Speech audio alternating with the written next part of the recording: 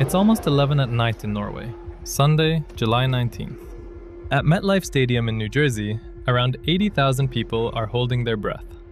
And then something happens that almost shouldn't be possible.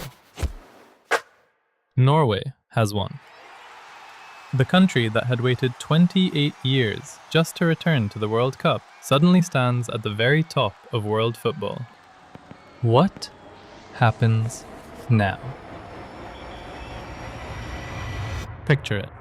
In bars across the US, Norwegian supporters who don't quite know what to do with themselves. Back in Norway, people running out into the streets, cheering at the top of their lungs, hugging strangers. Oslo's main street fills up within minutes. These are images from Oslo, when Norway beat Brazil in 1998. Within seconds, social media explodes. People who have never watched a football match in their lives are posting about the win.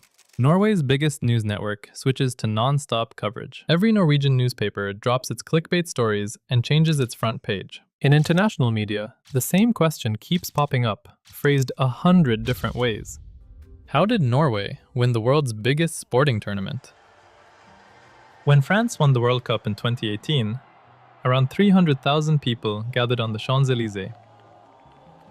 Germany in 2014 had over 400,000 at the Brandenburg Gate. Argentina in 2022 was so packed, the team bus couldn't get through the streets. The players had to be flown over the city by helicopter.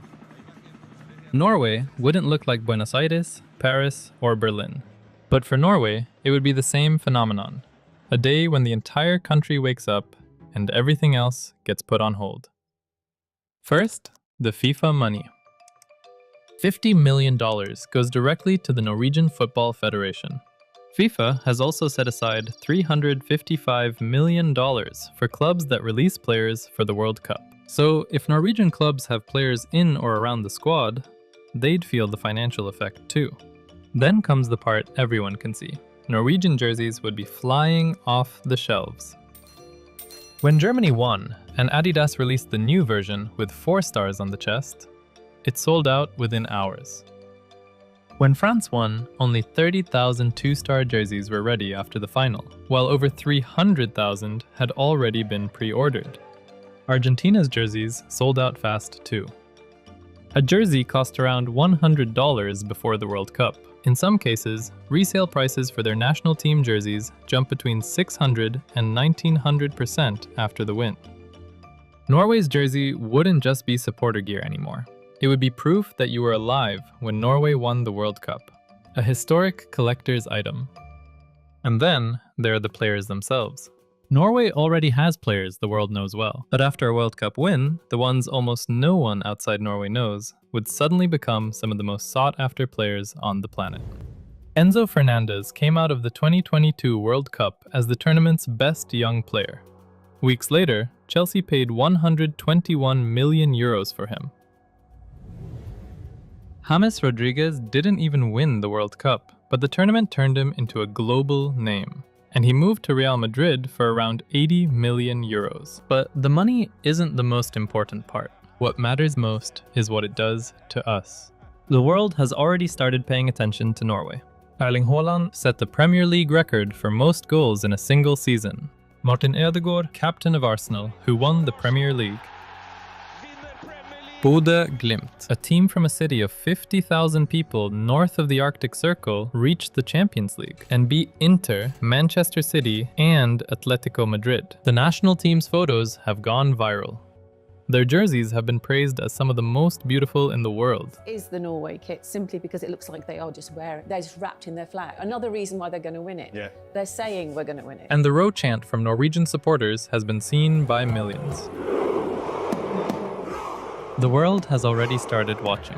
A World Cup title would make it impossible to look away. An entire generation of kids would grow up with the proof. When Germany won the World Cup in 2014, the German Football Association gained over 37,000 new members that year. More than 23,000 of them were children under 6. Norway already has hundreds of thousands of active football players. A World Cup win wouldn't start the football culture. It would detonate it. Kids would see it on screen, and they'd think, that could be me. And honestly, it's already begun. Right now, before Norway has won anything at all, the national team is on the front of countless products, on buses and airport trains. Kids are wearing the jersey of a player whose name they didn't even know a few weeks ago. If that's happening already, what happens if Norway actually wins? Lillehammer hosted the Winter Olympics in 1994. Over 30 years later, they still have the signage, the torchbearer symbol in the forest. They have even opened their own Olympic museum, an entire town that built its identity around one winter. Norway would still be fjords, skiing, oil, and salmon. But we'd also be something new, the country that won the world's biggest sporting tournament. But there's one thing every world champion learns. The hardest part isn't necessarily reaching the top. It's waking up the next day and realizing the top is now the bare minimum. 4 years after Germany won, they crashed out in the group stage, for the first time in Germany's World Cup history. FIFA called it a historic collapse. France won in 2018. In 2022, they made it all the way to the final and played 3-3 against Argentina, but lost the penalty shootout. That's about as close to perfect as it gets. But when you're world champion, almost isn't enough anymore. For Norway, this would be the dark side of the miracle.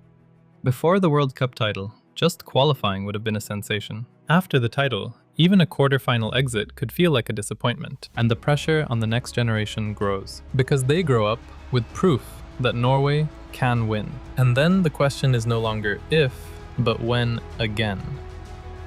A victory costs something. Still, no country has ever regretted it. A World Cup win wouldn't make Norway bigger on the world stage geopolitically, but it would make Norway bigger in people's imagination. First, it's just one match, then one goal. And after that, a country that can never quite pretend to be small again.